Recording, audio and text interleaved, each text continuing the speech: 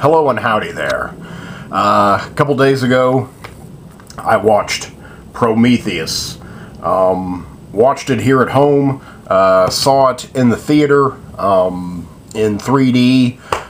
It was gorgeous. It still looked gorgeous here. This is my second full viewing. I'm sure I will see this film several times.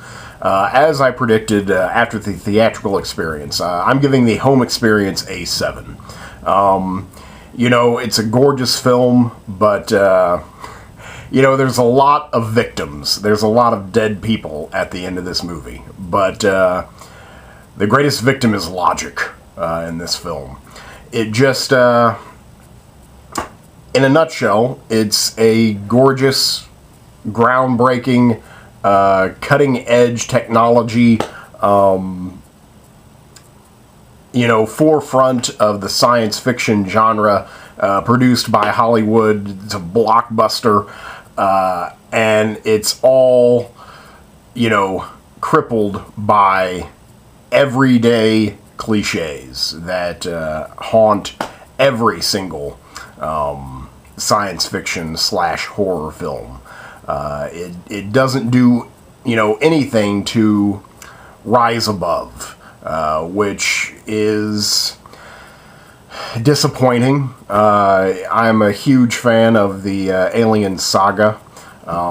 This is a unofficial or official, I'm not sure, prequel to the Alien saga. I think there will be a sequel to this. That's one thing that also left a very bad taste in my mouth, is that I just got the impression that this was an attempt to make money, to somehow establish a new trilogy, saga, something, and I just don't appreciate that. I really thought that if it had been a standalone setup for the Alien saga to come, then it would be tremendous. But it's just too open-ended. Too many questions, and just a obvious setup for a sequel that just, again, left a bad taste in my mouth.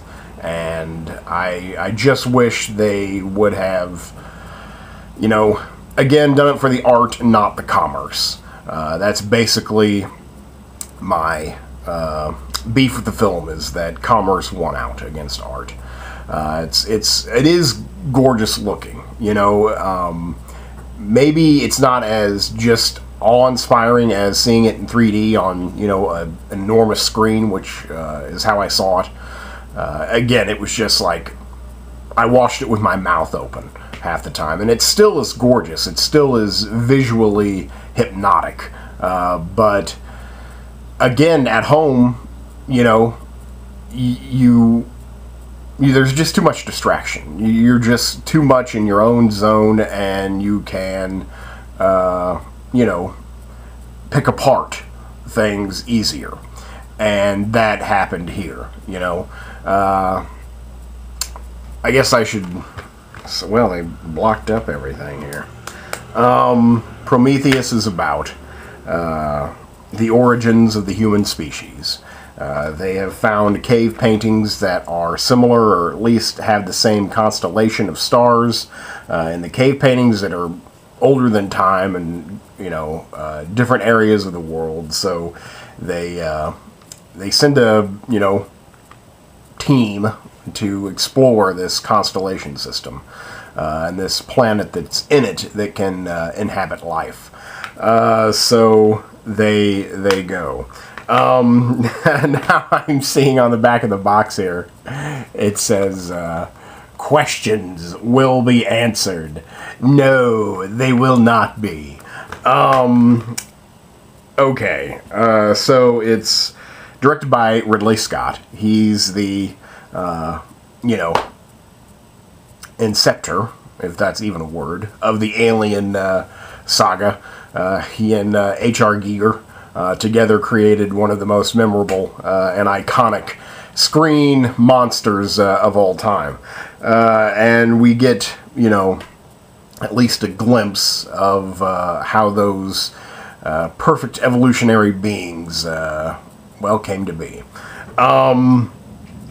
Again, Ridley Scott is, one of our great directors. I've never been the biggest fan of Ridley Scott, but he knows how to tell a story, and he does it here. It's visually spectacular, well, shot, gorgeously shot actually, and the special effects, seamless.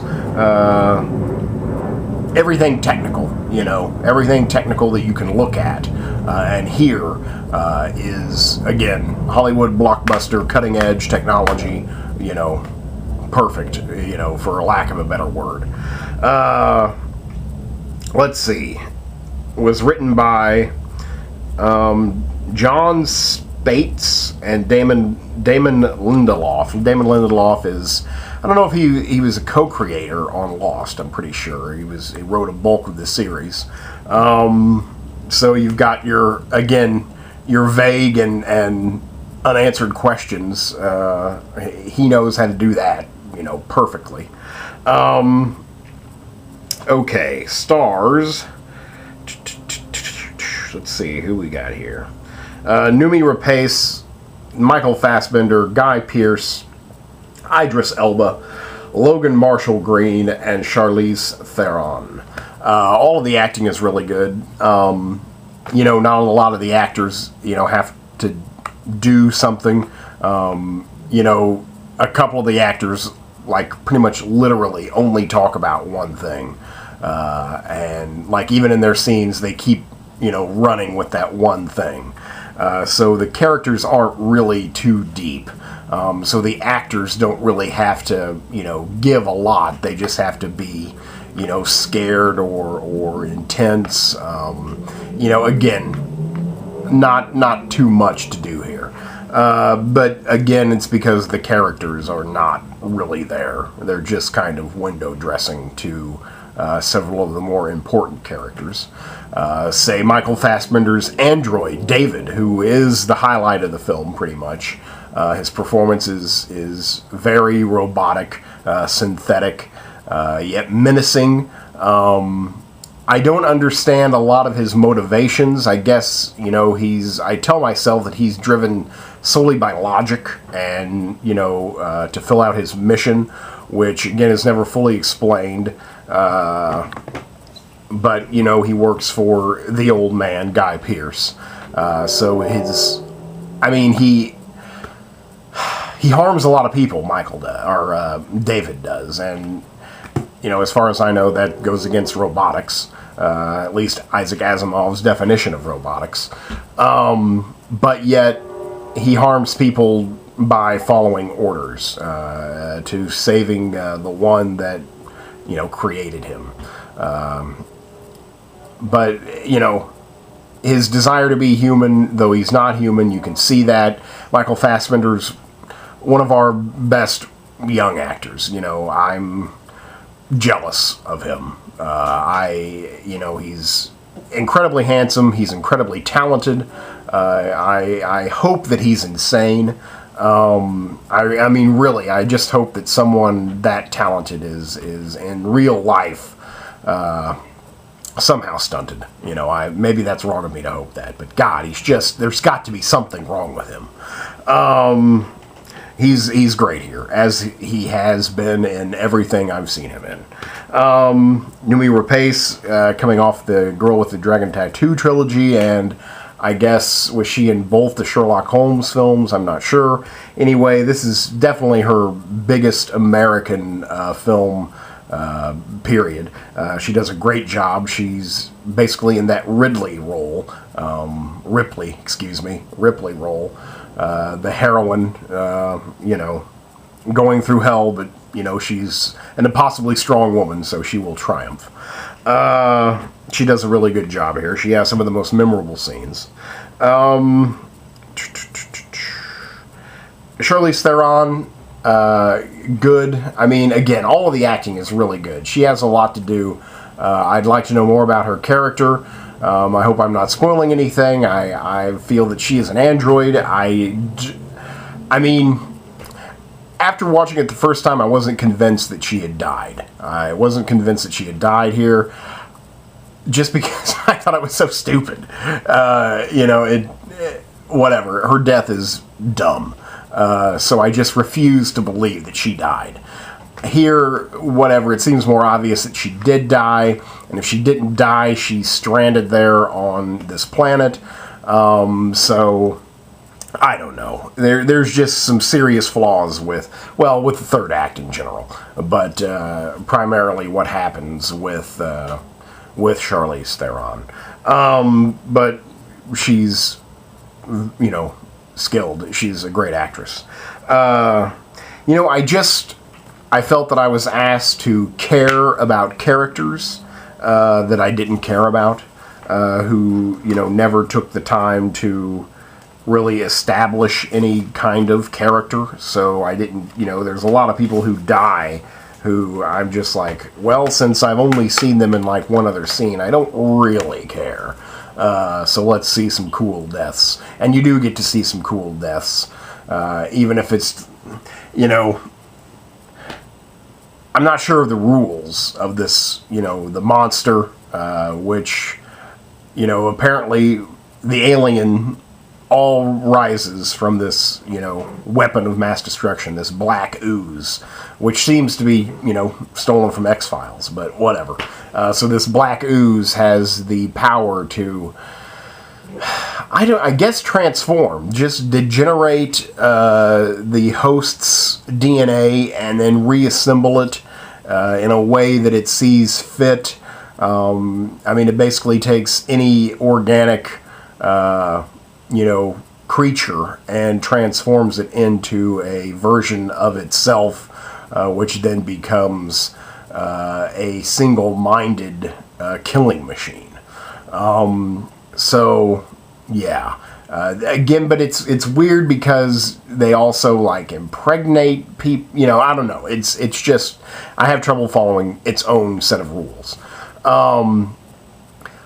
Also, it's just again, whenever for this cutting edge forefront of the science fiction genre, whenever it needed to, it just went back to those age-old cliches, oh, now we're lost. And I don't understand how anything that progresses the plot happens. It's just, the plot is progressed through human stupidity, and through human, mistake that you don't really expect from, a genius-level group of scientists and astronauts who fly, 3 years in hypersleep and then wake up and then fuck everything up. Again, it was just like you're screaming, don't go in that room, or don't touch that. When in reality, if the movie, wanted to be realistic, they wouldn't. They wouldn't go in that room. They wouldn't touch that. But here, they do. And it's just like, well, of course that's going to happen. Of course you're going to get eaten. So it's just disappointing, it was just disappointing.